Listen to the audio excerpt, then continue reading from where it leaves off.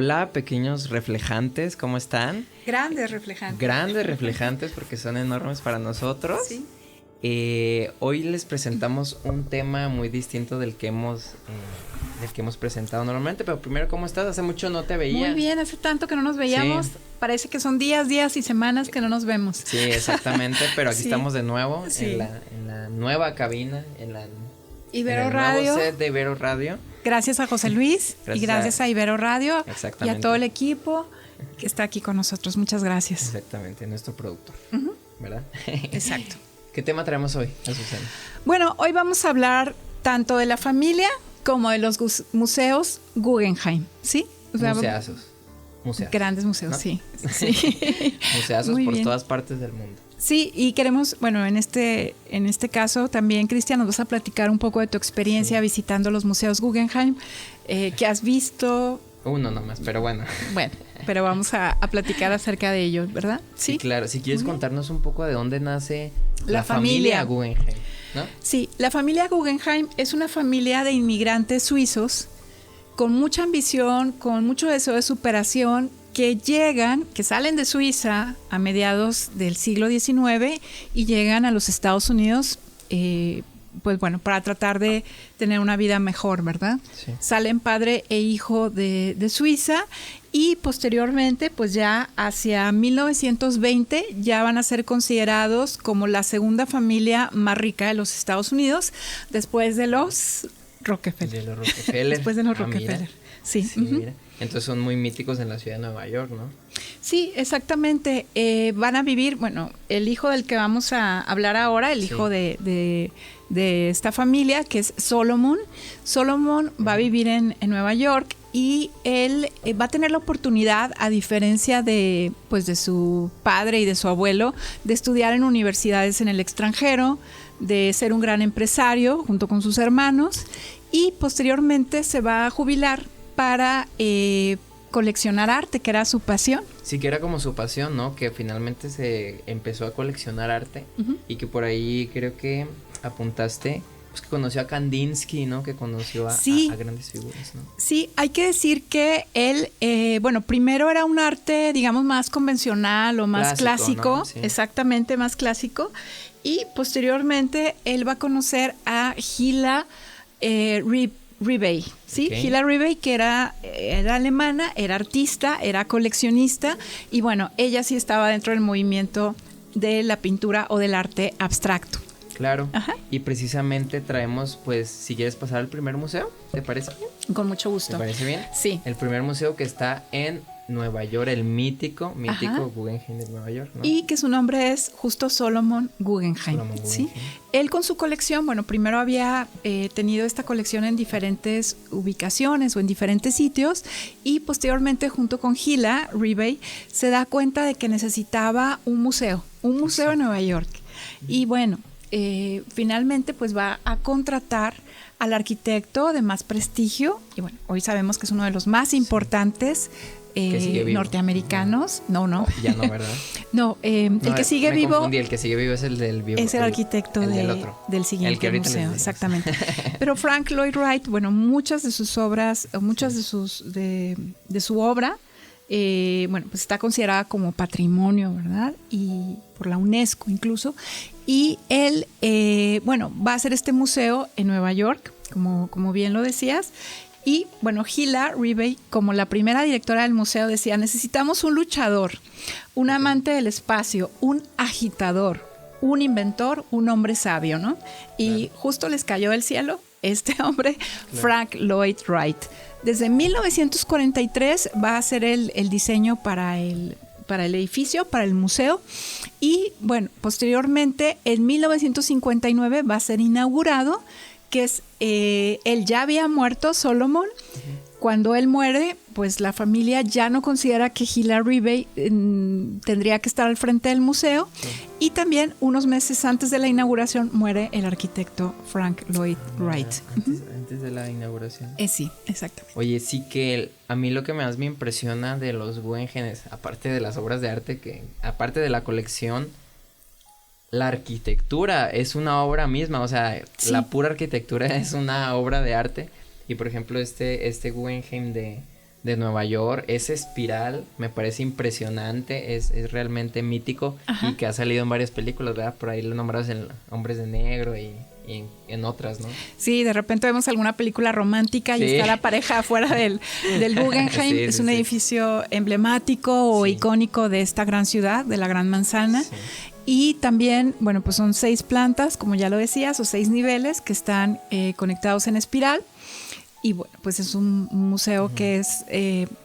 la idea era que la arquitectura también fuera así tan grande como para... albergar estas obras maestras. ¿Y qué obras maestras hay ahí? Bueno, hay obra de, ya lo dijimos, de Kandinsky, ¿sí? Hay obra de Chagall, de Mondrian, de Picasso, de Manet, ¿no? También, y hasta de Van Gogh. De Van Gogh. También. Sí, nada más mencionar que hay una que apunté por ahí, composición 8 de Kandinsky, que es, pues yo creo la pintura más famosa de Kandinsky, ¿no? Sí. Es una pintura muy famosa. Es una pintura, la vamos a ver ahorita, de este gran pintor ruso, ¿no? Que también, pues del arte abstracto le debe a Kandinsky prácticamente todo. Exactamente. Y bueno, un poco antes también tenemos esta pintura de Edouard Manet, que es la mujer ante el espejo, donde vemos a una mujer que se está pues contemplando, ¿no? Su figura, que está un poco a medio vestir, y que tiene mucho de voyeurista, ¿no? Mucho de la mirada de este gran artista, de Edouard Manet, hacia la mujer, que la vemos también en otras de sus pinturas, donde aparecen a veces frente a una barra, ¿no? De una taberna o en diferentes lugares, pero sí es esta representación femenina. ¿Qué otra, Cristian? Traemos otra de Kandinsky. Ahora me doy cuenta que me adelanté, pero bueno, traemos otra que es Líneas Negras de Kandinsky, también de 1913, que como bien dices, pues se lo debe todo al arte abstracto. Fue de los primeros artistas, ¿no? Que comenzó como a explorar este mundo de la abstracción. Sí, exactamente. Vemos que es una pintura donde se revelan algunos aspectos ocultos del mundo, así es como se concibe, ¿verdad? Y es un testimonio de una innovadora aproximación a la abstracción y tiene una influencia en el arte moderno. Claro, pues, sí. Kandinsky es de los artistas modernos más grandes, ¿no? De los icónicos artistas modernos, ¿no? Claro, sí. ¿Qué otra traemos? Bueno, hablar que desde 1959, cuando se inaugura este museo, hasta el 2018-2019, que había habido una exposición tan visitada, o sea, como la expo de esta gran artista sueca, ¿no? Que es Hilma af Klint. Grandiosa. Hilma af Klint. Que se dice que creó la abstracción antes que Kandinsky. Exacto, sí. Apúntenlo ahí, porque siempre dicen que Kandinsky, dicen que no. Sí, la expo se llamaba Pinturas para el Futuro y ahorita vamos a explicar, ¿verdad, Cristian? Por qué es que tenía este nombre esta expo de Pinturas para el Futuro. Decir que, bueno, ella era hija de un matemático, pero fue una mujer que desarrolló mucho como un espíritu místico, ¿no? Como la espiritualidad, el misticismo, y hablar de esta época que es una época donde el espiritismo estaba de moda. Claro. Nuestro mismo presidente de México, Francisco I. Madero, era de un club espiritista, ¿no? Sí, no sabía eso. E invocaba a los espíritus. Estaba muy de moda también por ahí el mago Houdini también invocaba a los espíritus. Entonces estaba de moda y al parecer Hilma pues era como seguidora de estos movimientos o de estas corrientes. Ella empieza a pintar y bueno, si vemos pinturas suyas, tiene pinturas suyas que parecen surrealistas, otras que parece arte abstracto, en fin, es una innovadora y cuando ella muere dice, pues guarden mi arte hasta 2-3 décadas después, pues, ¿verdad? Es impresionante, ¿no? Expongan mi arte hasta 20 años después porque no lo van a entender, porque en este momento no lo van a entender. Y eso es realmente impresionante. Sí. ¿Qué te evocan estas pinturas que vemos aquí de Hilma? Pues vemos Klint. Ahí por ahí, bueno, hay varias, pero no sé, son figuras, pues estas se me hace muy simbolista también estos círculos, cómo utiliza los círculos, cómo utiliza los diferentes matices. Realmente es una idea muy abstracta, o sea, no, como que no la entiendes del todo, porque realmente todo está muy, muy abstracto, pero lo impresionante es que esto lo pintó en 1906, más o menos, en la primera la primera ola de del nacimiento de las vanguardias, o sea, sí. Ya después sería más común pintar esto, pero en esos años no. Claro, y pensar que no fue reconocida hasta recientemente, hasta ¿verdad? Recientemente, sí. Muy bien. Habrá que escribir otra vez los libros de historia del arte. Sí, y cuando hablamos también de artistas mujeres que no siempre pues recibieron esta misma exposición o esta misma proyección, hablar de Gilma, ¿no? Sí. ¿Quieres mostrar el...? Sí. Ayúdame. Les traemos... Bueno, un pop-up. Este libro es de Azucena, que tiene una gran variedad de libros. No. Pero es un pop-up. Está impresionante. Del Guggenheim. Es un libro sobre este arquitecto. Está impresionante. Frank Lloyd Wright. Y bueno, pues vemos aquí en un pop-up muy sencillo el Guggenheim, ¿verdad? Exacto. Que bueno, nos vamos a despedir de él y decir que hizo un edificio y su arquitectura ha sido para la eternidad, ¿no? Para gozarla, para disfrutarla. Exacto. Y bueno, muy buena casa del arte para esta gran colección. Nos despedimos. Adiós. Y adiós. Adiós. Hasta pronto. Sí. ¿Qué otro museo traemos? Bueno, vamos a hablar del Museo Guggenheim de la ciudad de Venecia. Sí. Y vamos a hablar de su fundadora, por decirlo de alguna manera. ¿Sí? Peggy. La gran Peggy. La gran Peggy Marguerite. Sí, la verdad es que yo admiro mucho a esta mujer, Marguerite o Peggy Guggenheim. Ella fue sobrina de Solomon, pues a quien le debemos el Museo de Nueva York, ¿sí? Y la Fundación Guggenheim, finalmente. Y hablar de su padre, que era Benjamin Guggenheim, que él muere en el Titanic y pues le deja una herencia no tan cuantiosa como la de los otros miembros de la familia, porque él se había retirado del negocio familiar.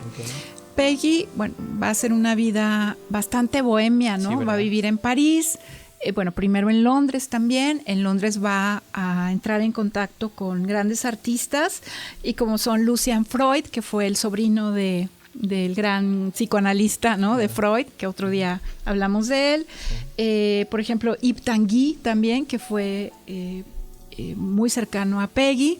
Max Ernst, que fue su esposo y que fue amante de Leonora Carrington, como ya lo habíamos dicho. Brancusi, etcétera, ¿verdad? O sea, una gran colección. Posteriormente también a Picasso, Dalí, Miró. Decir que ella salva a muchos artistas durante la época en la que Alemania invade París, la Segunda Guerra Mundial, Francia en general, y se los lleva a Nueva York, ¿no? Claro, valoró mucho que apoyaba precisamente a estos artistas emergentes. Ahorita Picasso, Dalí, incluso Miró no tanto, pero Picasso y todos estos artistas, Rothko, Pollock, pues ya están aceptados, o sea, ya tienen un bagaje, ya están aceptados socialmente, por así decirlo, pero en ese entonces no. Sí. O sea, eran artistas emergentes, eran movimientos que estaban rompiendo con todo y que precisamente Peggy pues apoyó el cubismo, el dadaísmo, el surrealismo, ¿no? Y eso habla muy bien de ella y de que pues le gustaba esta ruptura, ¿no? Sí, del olfato, del instinto que tuvo al principio y posteriormente pues todo el conocimiento que tenía tanto de los artistas como de sus obras. Exacto. Ya en Nueva York ella va a instalar un museo que se llamaba Arte de este siglo. Aquí vamos a ver un par de imágenes de ese primer museo. Okay. Y también va a entrar en contacto con los artistas del expresionismo abstracto, con Pollock, Rothko, que ya hemos hablado de nuestros amigos, ¿verdad? Motherwell, entre otros artistas. Sí. Pero pues ella era muy inquieta y de pronto, después de haber estado un tiempo en Nueva York, dice, necesito regresar a Europa, a mí Europa me da como vida, ¿no? Y regresa y se instala en la ciudad de Venecia junto con su colección. Y que compra el Palazzo Venier de Leoni. Exactamente, ¿verdad? Sí, un palazzo que da al Gran Canal, que pues... está hermoso. Hermoso, hermosísimo. Si a mí me invitara, yo iría sin ningún problema y me estaría ahí, está hermoso. Sí. Está precioso. Tiene una entrada también por el Gran Canal y decir, pues está cerca de esta iglesia de Santa María de la Salute o Santa María de la Salud y también es un lugar icónico de Venecia. Y decir que ella, pues ahí guarda su colección, ahí va a vivir Peggy y en algún momento en una Bienal de Venecia pues están todos los representantes de los diferentes países invitados y de pronto, porque Grecia no pudo ir, ¿no? Okay. No pudo ir Grecia, entonces le dicen a Peggy, le dicen, ¿cómo ve si usted presenta en la Bienal de Venecia su colección? Y ahí es donde dice ella, sí tengo una colección importante, ¿no? Okay. Porque estaban todos los países y de repente la colección de Peggy Guggenheim, ¿no? En esta Bienal. Claro, y que vivía ahí y quizá tenía su colección y tenía ahí sus cuadros, ¿no? Ahí tenía sus cuadros. Ahí vivía con ellos, ahí, ¿no? Vivía, ahí en la cocina, ahí en el baño. Sí, imagínate un ahí Picasso. En la cabecera. Ajá, sí. Imagínate. Exacto, sí. Y bueno, decir que ella, bueno, compra como ya decías, en este palazzo, vive en este palazzo y antes de su muerte le va a dejar tanto el palacio como la colección a la fundación Solomon Guggenheim, ¿sí? Okay. O sea, la misma que tiene en el Museo de Nueva York, pero ahora van a adquirir tanto el lugar como la colección de Peggy. Ok. ¿Qué obras tenía en su colección? Muy bien. Aquí traemos míticas, algunas, ¿verdad? Sí. Bueno, decir que ella va a ser muy cercana al gran escultor Alexander Calder, ¿no? Este escultor estadounidense, que él venía de una familia también de artistas y que la gran innovación de Calder van a ser los móviles. Oye, sí, está impresionante eso que las esculturas son móviles, ¿no? Que están suspendidas, pero que proyectan diferente luz y el movimiento. El movimiento me seduce mucho, o sea, una escultura en movimiento, se me hace muy padre. Sí, entonces ella, bueno, va a adquirir obra de Calder. Incluso te comentaba que en la cabecera de su recámara, ¿verdad? En Venecia, en este palacio, va a tener una escultura de Calder como cabecera nada más. Okay. Y Calder le va a hacer unos aretes para la inauguración de una exposición también que van humilde, a tener, ¿no? De él. Sí, muy humilde. Muy humilde. También Dalí de repente le hacía aretes, como que era una mujer... Wow. Que tenía, bueno, era excéntrica y se vestía de una manera muy, muy singular. También decir que, bueno, además de Alexander Calder, perdón, que aquí vamos a ver el de Arco de Pétalos, que es de 1941, ¿sí? Que se ven las formas. También tiene, ahorita vamos a hablar de otro artista, pero su hija, que a su hija la bautiza como Peguín. ¿Peguín? Okay. Sí. Su hija también va a ser artista, va a ser pintora. ¿Sí? Y en el Guggenheim de Venecia hay una sala dedicada yo creo que con mucho amor en su momento, de Peggy a su hija Peguín, que va a fallecer pues relativamente joven. Okay. No, muy bien. Oye, no sabía eso, ¿eh? De su hija. De su hija. Ajá. No sabía eso. Sí. Traemos otra pintura de el gran surrealista René Magritte, ¿no?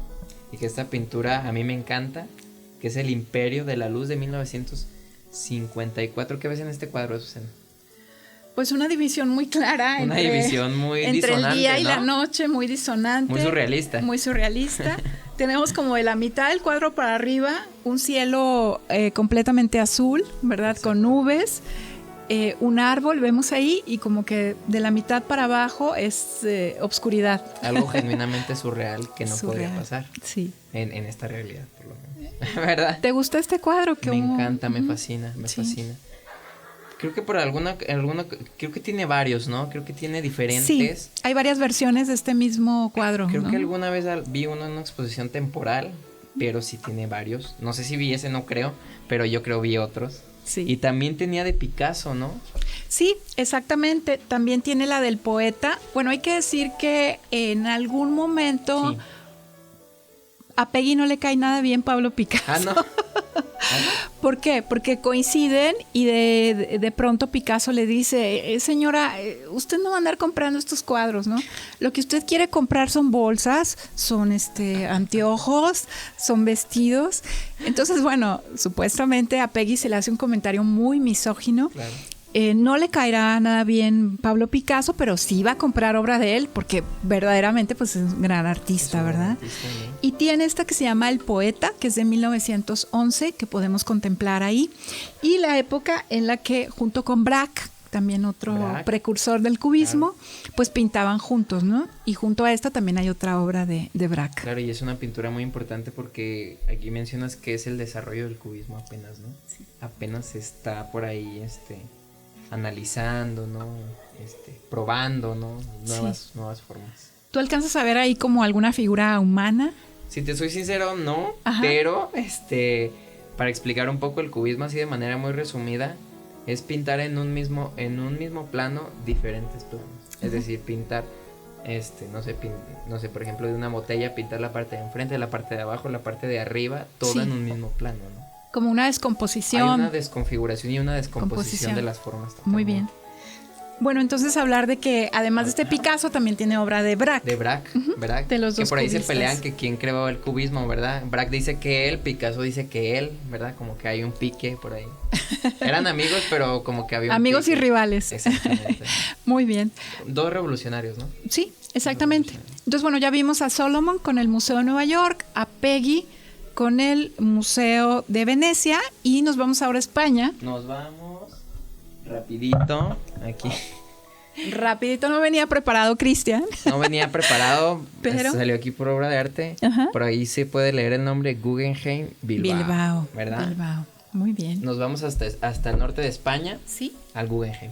Sí, es decir, bueno, ustedes ya lo comentamos de esta fundación que se queda después de la muerte de Solomon y que compra también el Guggenheim Venecia y posteriormente en octubre de 1997 se va a inaugurar este gran museo que es el Museo Guggenheim de Bilbao, sí. Una ciudad pues con una vocación industrial importante, ¿verdad? Una vocación industrial y bueno, va a ser el resultado de la colaboración de las autoridades del País Vasco, ¿no? De la administración del País Vasco y de la Fundación Guggenheim.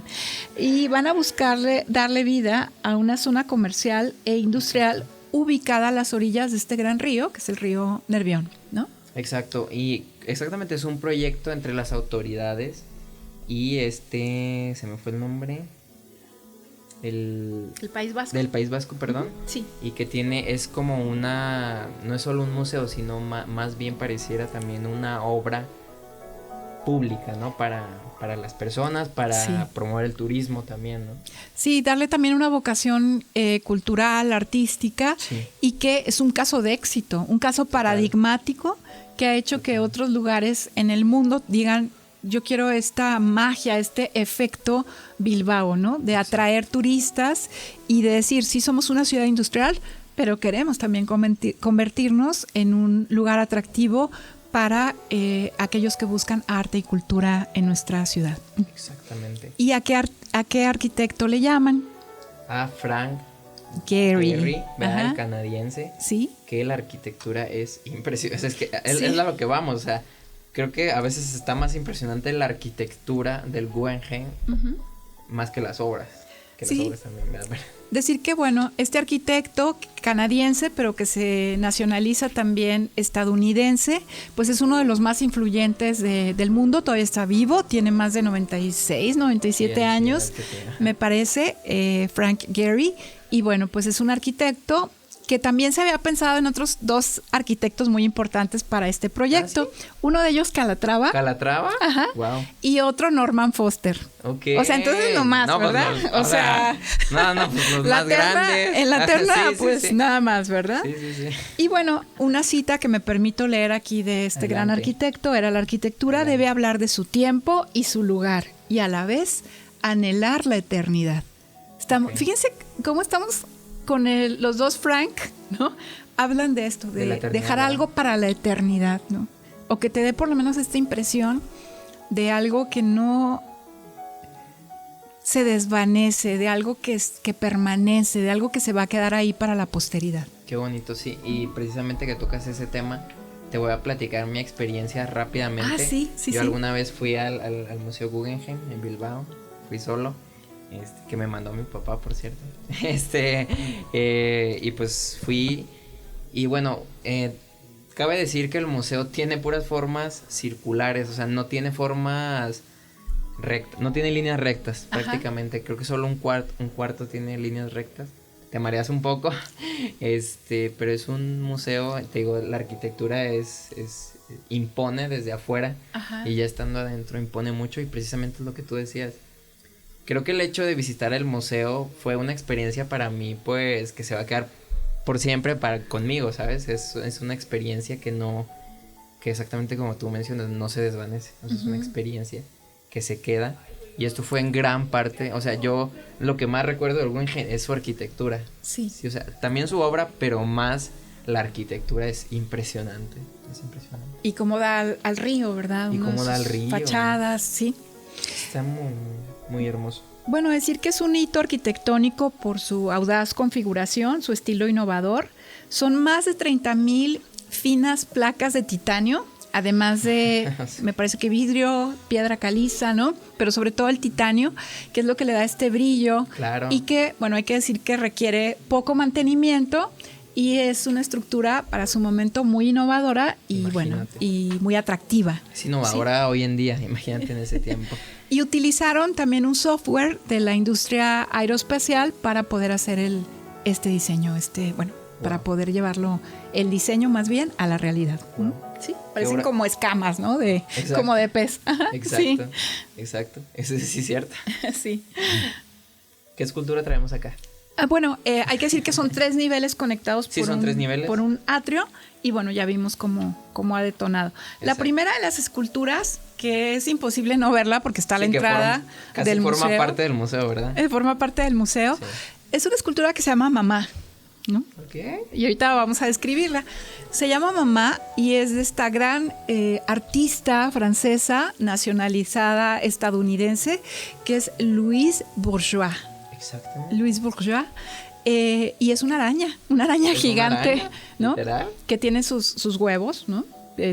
Como buena mamá.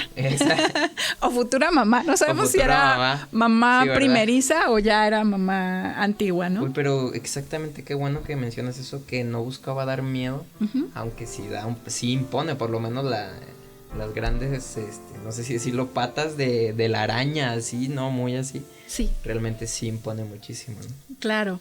Sí, y ella decía que le recordaba mucho a su madre murió cuando ella era, murió muy joven su madre, y decía, una madre hace, una madre protege, una madre teje, porque su mamá era tejedora de tapices, había trabajado en esta industria, y bueno, pues decir que es una araña de 9 por 10 metros, algo así, es como decías tú, es imponente.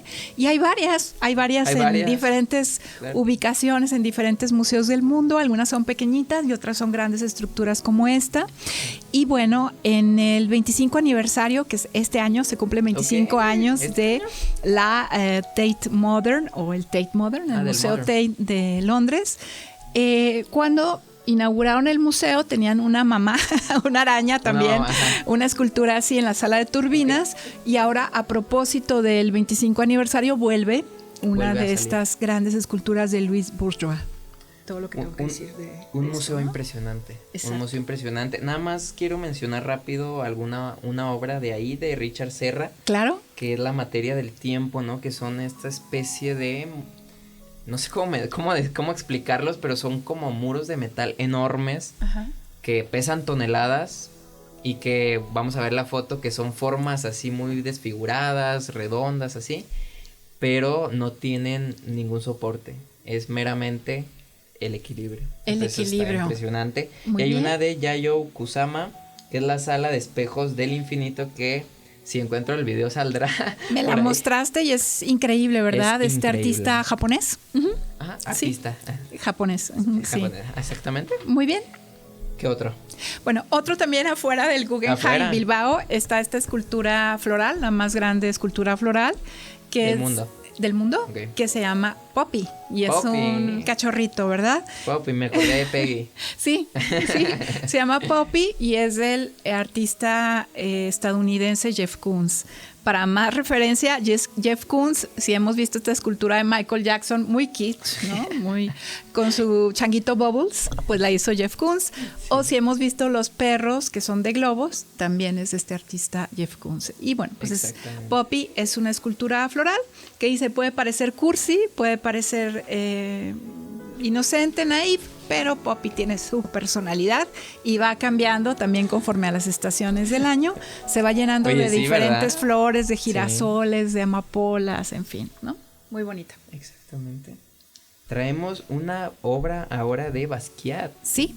¿Verdad? También en Bilbao podemos ver una obra del gran Jean-Michel Basquiat, ¿no? O sea, es un artista hijo de inmigrantes, ¿no? Haitiano su padre, de Puerto Rico su madre. Y bueno, él vivía, no vivía, porque bueno, se ha dicho mucho de si vivía o no en la calle, pero era un joven que conocía las calles de Nueva York. Claro. Habla en su obra de la pobreza, de la injusticia, habla también de la discriminación, de cuestiones políticas también. Y bueno, va a ser cercano a Andy Warhol. Muchos dicen que Andy Warhol se aprovecha de él. Basquiat también va a tener una relación con una Madonna de finales de los 70, principios de los 80, ¿no? Entonces andaba en toda esta onda contracultural. Hacía grafitis con la firma Samo, que era Same Old Shit, ¿no? Y bueno, su obra se va a cotizar muy bien hoy día, la obra de Basquiat, y este es El hombre de Nápoles de 1982, que también está en Bilbao. Un museazo, ¿no? Un gran museo. Gran museo. No me atrevería a decir que está en el top 10 de los mejores museos, porque hay museos impresionantes, pero es un museo impresionante desde su arquitectura, su historia, la obra que tiene, lo importante que es el museo para la ciudad de Bilbao. Casi diría que es la figura principal de Bilbao, ¿no? Se ha convertido en eso. Exacto. Y muy merecido, ¿no? Exactamente eso. Y bueno, próximamente próximamente sí. Próximamente se abrirá el Museo Guggenheim de Abu Dhabi, ¿no? En los Emiratos Árabes Unidos. Se había dicho que se iba a inaugurar en el 2025, o sea, este año, pero resulta que se va a inaugurar en 2026. Y el diseño es del mismo arquitecto de Bilbao, que es Frank Gehry, ¿no? Aquí vamos a ver una especie de render o de imagen previa de este museo, cómo se imagina este museo, bueno, o cómo va quedando, porque pues ya lleva su avance, y va a ser el Guggenheim más grande. Wow.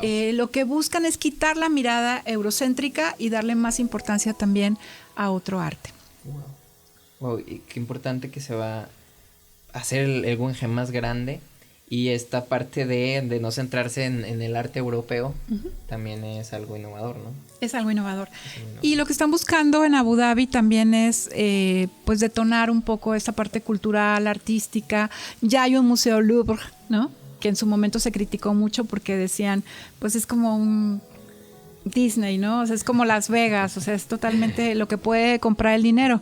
Pero a mí me parece muy válido tener más museos en esta parte, en esta región. Exacto. Y ahorita también se anunció que van a poner un Disneylandia o un Disney World, no sé, en Abu Dhabi. Va a la alza Abu Dhabi, ¿verdad? Va a la alza. Por ahí va a haber un mundial también, me parece. Sí, el próximo año José Luis va a presupuestar un viaje a Abu Dhabi para la inauguración del Guggenheim. Y grabamos un programa. No lo llevamos también. Claro, por supuesto, sí. Sí, pues ni modo que nomás nosotros dos nos lo llevamos también. Muy bien. ¿Cómo cerraríamos el programa, Cristian? ¿Qué te llevas de este programa? No, pues primero agradecerte por este gran tema que propusiste. Yo no sabía mucho de la historia de los Guggenheim, pero me parece... No sé, me atrevería a decir que es de las historias más impresionantes de una familia que le gusta el arte, que colecciona el arte, que crea estos museos, que al fin y al cabo los crea y pues los crea para nosotros y nosotros los apreciamos. Sí. Y imagínate todo lo que engloba el hecho de hacer un museo, del arquitecto, imagínate. O sea, no es tan fácil, no es tan fácil coleccionar el arte, hacer el museo, el arquitecto, o sea, es todo un trabajo detrás. Sí. Siento que es un regalo para nosotros, para poder apreciarlo, para poder ir a esos museos, que al fin y al cabo es lo bonito del arte, ¿no? Es ir a apreciar, es ir a disfrutarlo y que es para todos nosotros. Muy bien. Yo sí, estoy totalmente de acuerdo contigo. Creo que luego hay muchas críticas a estas familias como los Rockefeller o como los Guggenheim. Aquí mismo en México tenemos el Museo Sumaya, al que podemos entrar de manera gratuita, de Slim, ¿no? Y se puede criticar en ocasiones la procedencia del dinero o los negocios. En el caso de los Guggenheim, pues está esta empresa Sarco en México, que tuvieron operaciones aquí, y que, bueno, sí hubo contaminación porque era finalmente una industria minero-metalúrgica, pero también creo que se puede valorar la otra parte, ¿no? O sea, la otra parte que es estas familias que han dejado a veces universidades o museos o fundaciones o avances científicos porque como no los Rockefeller. Hacerlo, ¿no? Exacto, es una manera de regresar. Sí, podrían no hacerlo, es una manera de regresar. Se puede decir que es una manera también a veces de limpiar culpas en ocasiones, quizá. Pero hoy por hoy yo creo que podemos decir y podemos disfrutar de estos museos y de este legado que deja Solomon, Peggy y los herederos o los que han seguido con esto. Un gran legado. Un gran legado. Un gran legado los de la UNG. Muy bien. ¿Verdad? Bueno, les agradecemos mucho, reflejantes. Gracias. Muchísimas gracias por a ti. Y hasta la próxima. Hasta la próxima. Nos vemos pronto. Hasta Bye. luego.